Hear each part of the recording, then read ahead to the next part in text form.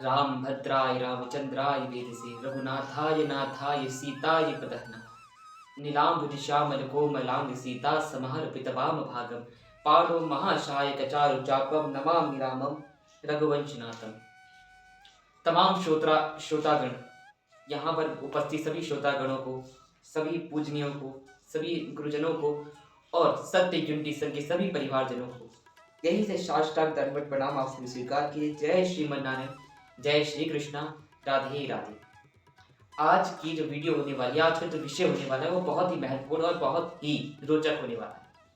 आपका जीवन, अगर आपने मेरी ये वीडियो सुन ली, ये प्रवचन आज का सुन लिया, तो इस प्रवचन के कुछ ऐसे शब्द आपके दिल में लगेंगे जिससे आपका जीवन परिवर्तन हो सकता है। चलिए, आप सभी राम कथा सुनने अवश्य ही जाते हैं, हर जगह जगह राम कथा सुनने जाते हैं और भी जगह जगह राम कथा, भगवत कथा, कथाओं में जाना चाहिए, बिल्कुल जाना चाहिए, भजनों में भी जाना चाहिए, भक्ति भी करनी चाहिए। लेकिन सवाल क्या है कि आप राम कथा में जाते हो तो कभी आपने श्री रामचरितमानस पढ़ी तो पढ़ी, श्री राम जी को चरितार्थ किया, माता जानकी को चरितार्थ किया, भैया लक्ष्मण को चरितार्थ किया, भरत जी का अगर आप चरित्र सुनते हो तो क्या आपने कभी भरत जी के चरित्र को चरितार्थ किया? कभी नहीं किया। खाली कूदने, नाचने और देखने के उद्देश्य से कथाओं में जाना, भजनों में जाना, ये कोई सार्थक नहीं है। फिर आप समय ही व्यर्थ करते हो। आप इससे बढ़िया कुछ आप अपना कार्य करो, वहां से अर्थ कमाओ, सेवा करो, वही आपके लिए पर्याप्त है। बेकार में कहीं जाकर अपना भीड़ बढ़ाना शोभा नहीं देता। आप लोग को भले ही बातें कड़वी लग रही होगी, लेकिन अगर आप राम कथा में जाते हो तो प्रभु श्री राम को जानो। अगर आप राम कथा में जाने के बाद भी प्रभु श्री राम को नहीं जान पाए तो दुर्भाग्य है आपका, आप ने बहुत बड़ी गलती की।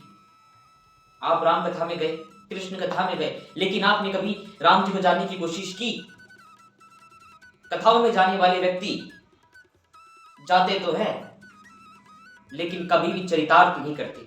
जो चरितार्थ कर लेता है तो उनके घर में रामायण होती है, लेकिन जो चरितार्थ नहीं करता तो उनके घर में महाभारत होती है।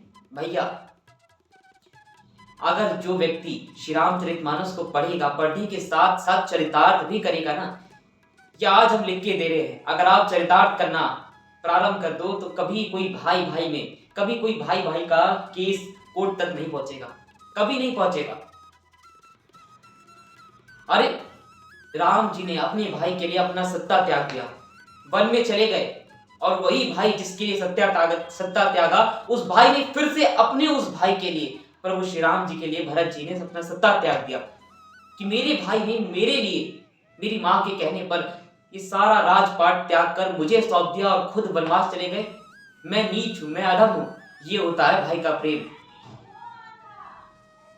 आप लोग कृष्ण जी की कथा में जाते हो, श्रीमद् भागवत महापुराण की कथा सुनने के लिए जाते हो, लेकिन आप क्या सुनते हो, क्या समझते हो?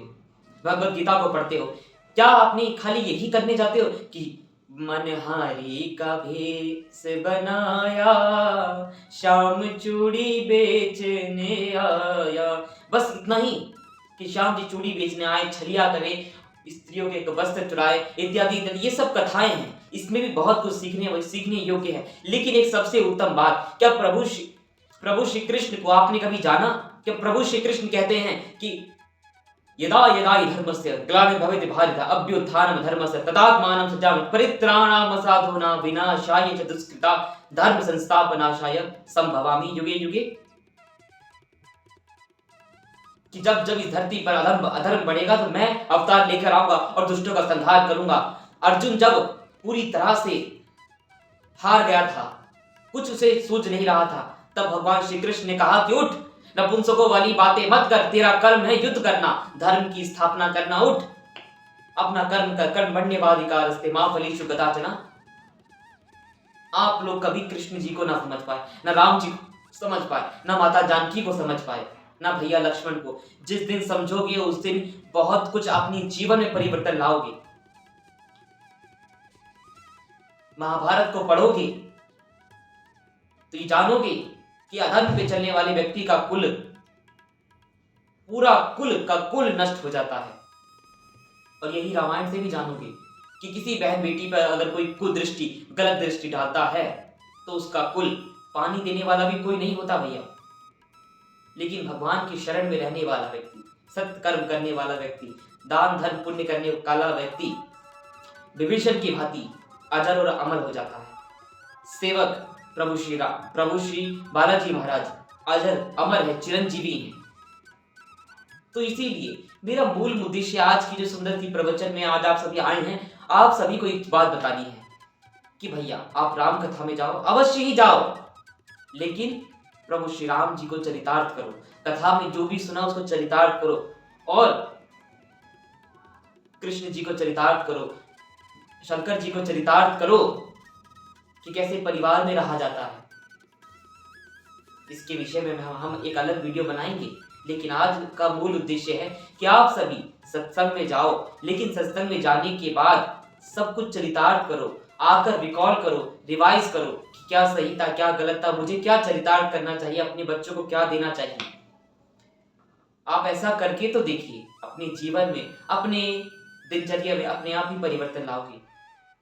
मेरे प्यारे बच्चों, आप सभी बहुत कुछ कर सकते हो। ये भारत है, ये भारत की भूमि है। इस भारत की भूमि में खाली वीर शूरवीर ही पैदा होते हैं। मेरे प्यारे बच्चों, राम जी को चरितार्थ करो, कृष्ण को चरितार्थ करो, तब आप युद्ध के लिए भी सजग हो पाओगे और धर्म में एकाग्र रह पाओगे। आपका मन एकाग्र चित्त रहेगा और तब आप अपनी जो भी आपका लक्ष्य है उस लक्ष्य के शिखर तक पहुंच पाओगे।